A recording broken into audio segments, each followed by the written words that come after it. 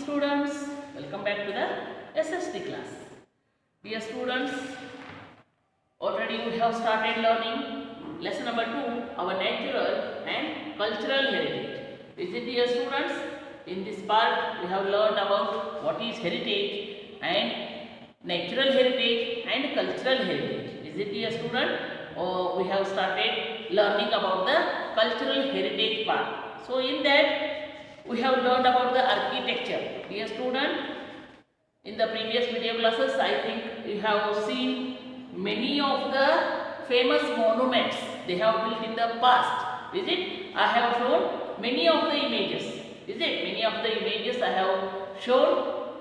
And dear student, by seeing all the images of famous monuments, I hope you have better understanding about the architecture. Is it? And these all forts, palaces, temples, monasteries and pillars, these are all built by our ancestors.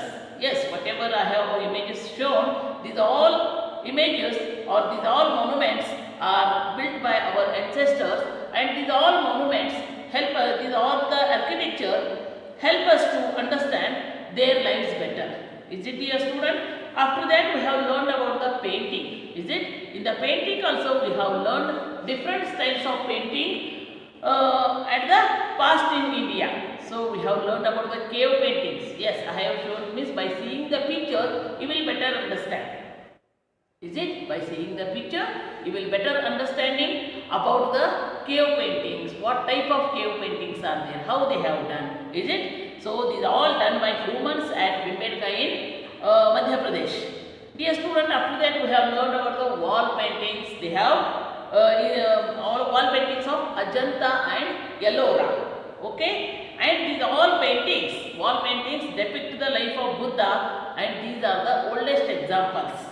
Example of our rich heritage in painting. With this, dear student, we have learned about the Mughal paintings.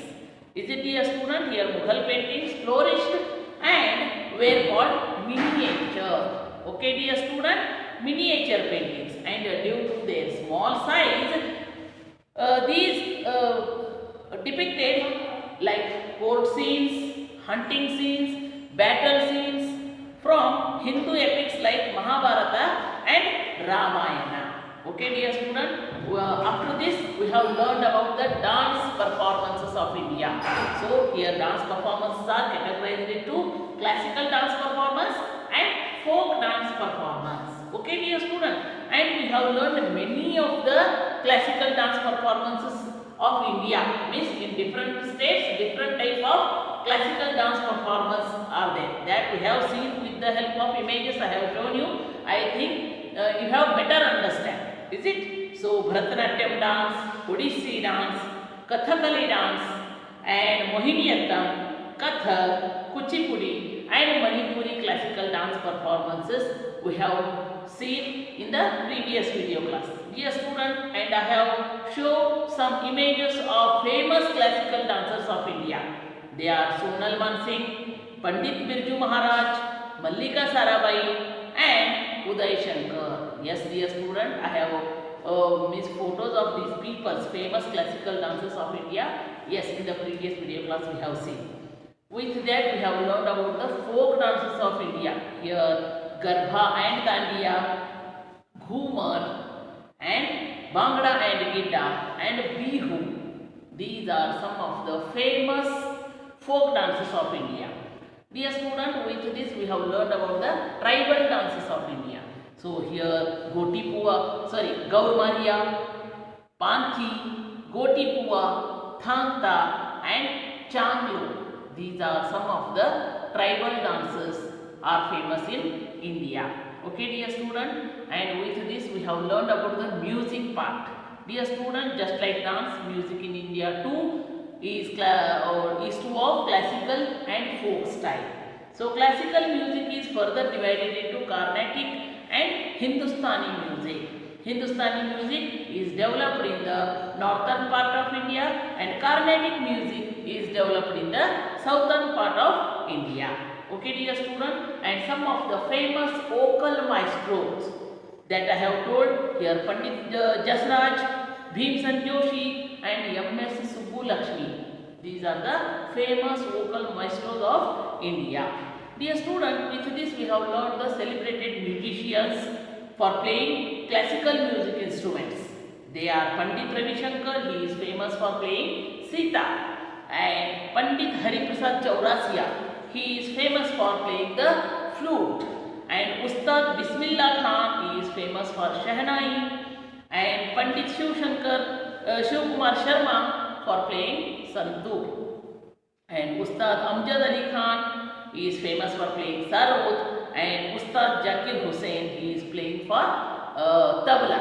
Okay, dear student, and with this I have shown some images of musical instruments also. Is it, dear student? By seeing the images, photos of all the famous musicians or vocal maestros, I hope you are all better understanding about the dance and music part.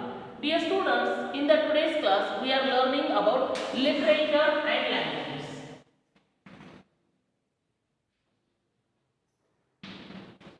And languages. Is it, dear student?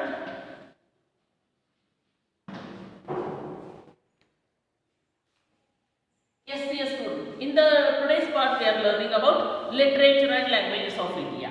Dear student, India has a rich collection of literature that includes both the religious and non-religious literature. Here, India has a rich collection of literature that includes both the religious and non-religious literature.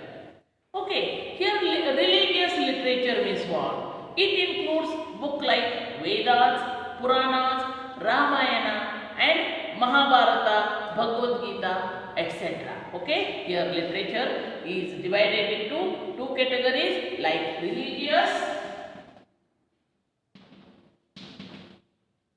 and non-religious.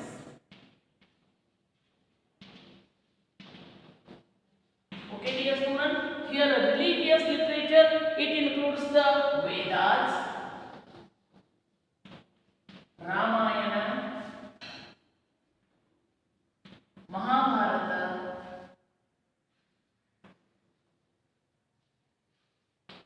okay, it includes Vedas, Ramayana, Mahabharata, Puranas and Bhagavad Gita.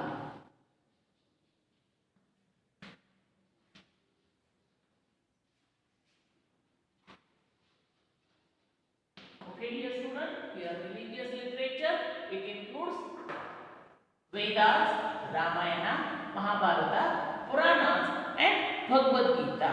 And here some of the non-religious literature includes poems, stories, dramas, etc. Poems, stories, dramas, etc. Okay, dear student. So first of all, our literature, it includes both the religious and non-religious literature, and here religious literature, it includes literature includes books like Vedas, Ramayana, Mahabharata, Puranas and Bhagavad Gita, and non-religious literature, it includes the poems, stories and dramas. Okay, dear student. So these all the religious or non-religious books were written by famous writers. Okay, dear student, and there are total 22 languages recognized by the Constitution of India. How many languages are recognized by the Constitution of India? 22 languages. Okay, and these are recognized by Constitution of India. Is it? Here Hindi in a Devanagari script is the official language of India. Which language? Hindi. Hindi in a Devanagari script is the official language of India. However, English is also used to official purposes. And Sanskrit and Tamil are the two oldest languages in the world. Which are the two oldest languages here? Tamil and Sanskrit.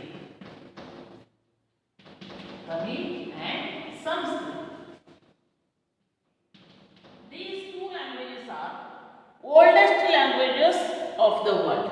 Is it, dear student? Here Sanskrit and Tamil, these are the two oldest languages of the world, and most of the Indian languages are read and or written and read from left to right. Yes, whatever we are writing, just you see, left to right we are writing. Is it? Means we are starting from the left and we are ending to the right. So this is from left to right. But dear student, here Urdu, Kashmiri and Sindhi, these are the languages read and written from right to left. Understand, students? Just you also think of yourself. Means whatever the languages, Hindi, Kannada, English, we are writing from left to right. But here Urdu, Kashmiri, Sindhi languages are write and read from right to left. Okay, dear student? So this is about the languages. So here totally 22 languages are recognized by the Constitution of India, and Hindi in Devanagari script is the official language of India, and here English is also used for the official purposes. Here Sanskrit and Tamil, these are the oldest languages of the world, and most of the languages are read and write from left to right, and here Urdu, Kashmiri, Sindhi, these three languages are read and write from read and write from right to left.